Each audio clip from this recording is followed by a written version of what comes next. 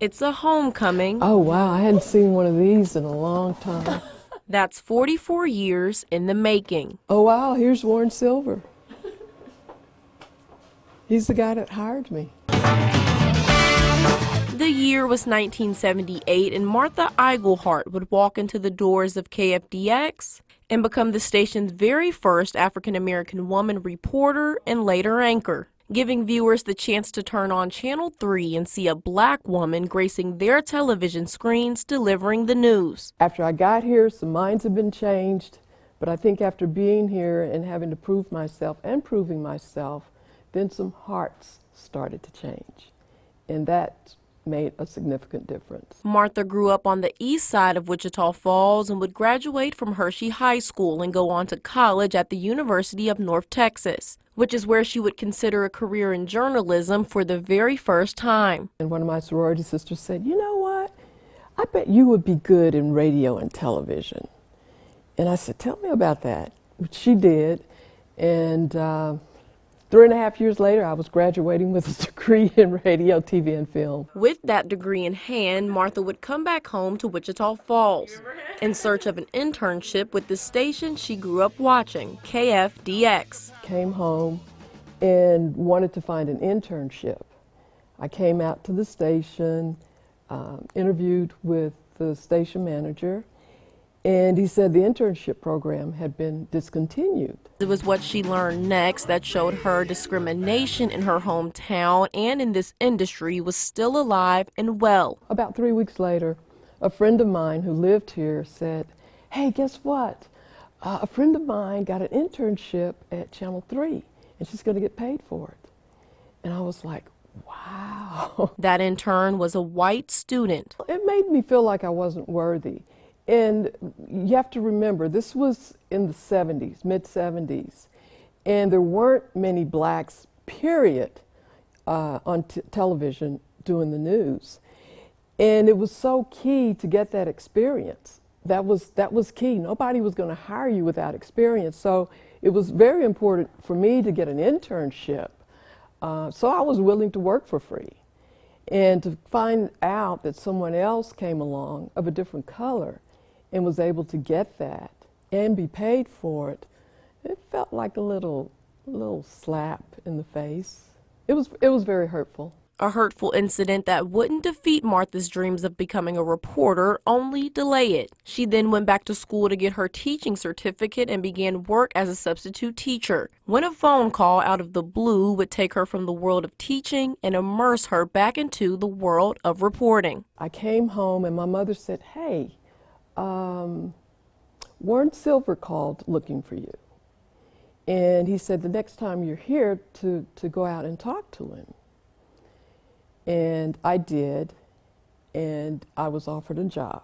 Warren offered Martha an on-air reporting role for Channel 3, making her the first black woman at the station to have that title. It was a change on TV screens that many were excited to see, but that some couldn't bear to witness. Now, I will say the station got some hate mail, and when I talk about the bittersweet, I can recall an incident when I was called in and a letter was shown to me. Walking into a room, event, or meeting and being the only person of color was a feeling Martha says she recalls all too well. You know, you look around and you are the only person, and it is lonely because you feel like nobody has had this same experience that I've had.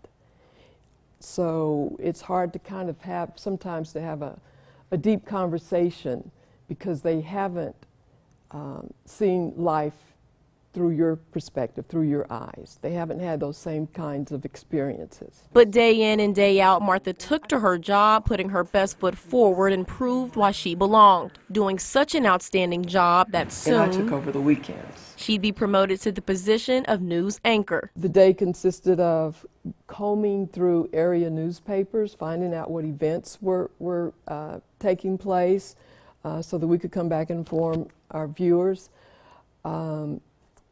We wrote, we edited, we put together our stories, and then as an anchor, I was still doing all of that. And you know, shortly before 10 o'clock, I'm throwing on makeup and trying to refresh myself to look like I just stepped into work and say good evening and thank you for joining us. In those moments, Martha continued to dig deeper and press on, knowing she had a purpose to fulfill and minds to change. She'd go on to cover historical events like the tornado of 1979. There is a tornado on the ground. The big tornado in April of 1979. Myself and two other guys left here going to Burke Burnett because a tornado had been spotted there. We got there, the DPS said, oh no, it went up into the clouds, it's headed into Oklahoma, we're out chasing a tornado. We got there, we saw the devastation. And Martha was again on the front lines delivering the news to those it impacted most. And so I thought it was very critical that coming here, I had to do my best. I had to do my best. Through the hardships, hurt feelings, whatever happened, doing my best was all that I could do, and that was my goal. Though a lot has changed This is your control room. Wow. in the 44 years since Martha was last in the KFDX3 studio. Yes. Use now. Oh, wow. So, how different does this look?